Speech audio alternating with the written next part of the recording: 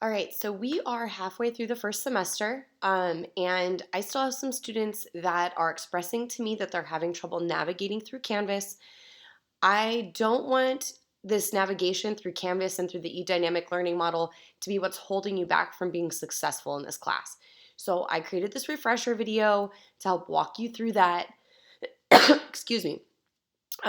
So if you're still struggling with that piece, with the technical piece, I hope this video can help you. And if you have any questions or you're still confused, please contact me right away so I can meet with you by Google Hangout or even in person if possible and help you one-on-one. All right, so as I stated at the beginning of the semester, we're always working through modules in this class. So once you come to the home page, you're going to see highlighted right here, click on modules to get started. We're always working through modules. If you try to go and work elsewhere, like through grades or through an assignments or something like that, you're going to find that some things you can't click on or you can't turn in, and that's because you have to work through this material in sequential order, and the only way to really truly find the material in sequential order is through modules. Okay, so with that little intro being said, let's click on modules to go ahead and get started. Okay, so I'm going to see the very first module here is my getting started module, and all students needed to complete this. I noticed that I have a circle here with a line through it, and that shows me that I'm not completed with this module yet, so I can't move on. And then I'm going to look here and see why I can't move on. So far, I haven't read this important message from my teacher, so I'm going to click on that. It's extremely important, and this walks you through how to be successful in this class. So if you have any questions after this video, before you contact me, this might be a good place to go back and look. So because I'm moving in sequential order, I can go ahead and click on next. I do know that for me as a test student,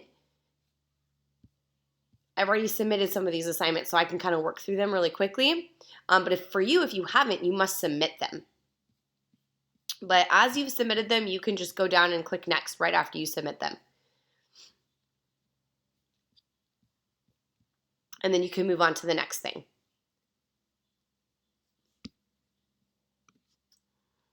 All right, so this is me just submitting assignments and navigating my way through Canvas. And now I reach my first unit module. So I am in Unit 1 now. Excuse my cough. I apologize for that. And this is just kind of a quick introductory to the unit. It is still really important. It's going to tell you what you're about to learn. So don't try to skip over these. They are included in sequential order for a good reason. Here's a summary. You can read through it or you can even play it and it'll read for you. Okay? And then click next. Now, the way that I've set this up is that you're going to see this introductory into the unit and your objectives and what you're going to learn. And then you're going to find that you will come into the discussion boards and you will get these text questions. So the text questions are available to you prior to beginning the lesson. This is not where you submit the text questions. It's very important that you stop here and you look at these text questions so that you know what you're going to be looking for as you read through the material and you go through the lessons. So my recommendation to you at this point is that you copy and paste these things into a Google Doc. That's extremely important. So to do so, just highlight, just like that, and use your keyboard shortcuts, which for you on a Chromebook, it'll be, you're gonna hold down the control button and hit C. And I'm on a MacBook, so I'm going to hold down Command and hit C. So again, a Chromebook, hold down Control, hit C. That's your keyboard shortcut for copying. So you want to copy that. Another thing that you can also do is you can right-click or double-click depending on your computer, and then you can save this page. All right? So that might be an option as well. Okay, so I viewed the questions. So now that I viewed those and I copied and pasted them into a Google Doc, I can move through this lesson. And this gives me the option to listen to the podcast. So I see that's a 25-minute podcast. And this is really advantageous because this means that when you are maybe making your lunch at home or getting ready for the day. You can pop this podcast on and you can listen to it as you're getting ready, and it'll help you hear the material and talk you through it. But you don't have to listen to these. It's not required. It's just available for you. Okay, but I'm going to hit next because I'm going to move on. And now I'm left with some reading material. So I'm going to read through this. I've already read through my questions, so I know what I'm looking for. I'm not skimming. I'm actually reading through this because I'm really interested in this subject. So I'm reading through it, which I hope that is all of you, correct? Okay, so once I've gone through the whole lesson,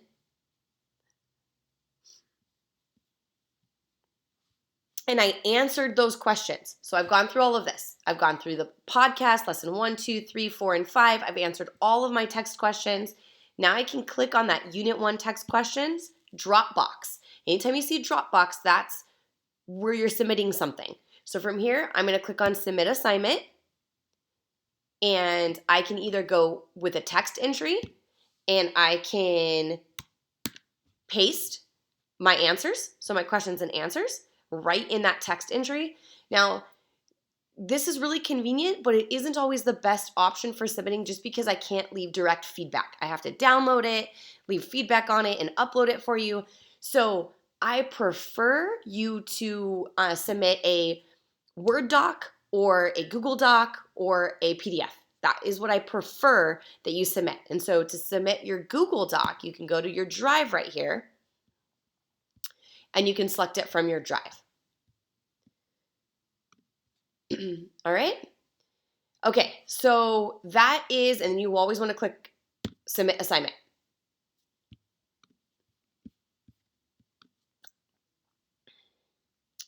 Okay, so that has been submitted now. That is navigating through the assignments in modules. And then I can go down and I can hit next just like I have been doing. And it's going to take me to the next thing, which is the discussion. Okay, so for those of you that are used to working in grades and you're really, really insistent on doing it that way, there is a way to organize your grades to help you work through this class in that format if that's what you choose. I'm going to show you how to do that, and then I'm going to explain why that isn't the best way.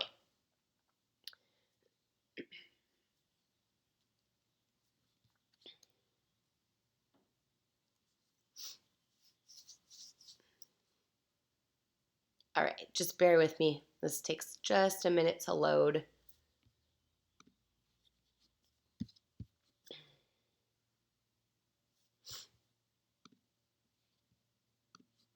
It might be an internet connection issue, so I'm going to try taking care of that really quick, and hopefully that'll help with the loading problem.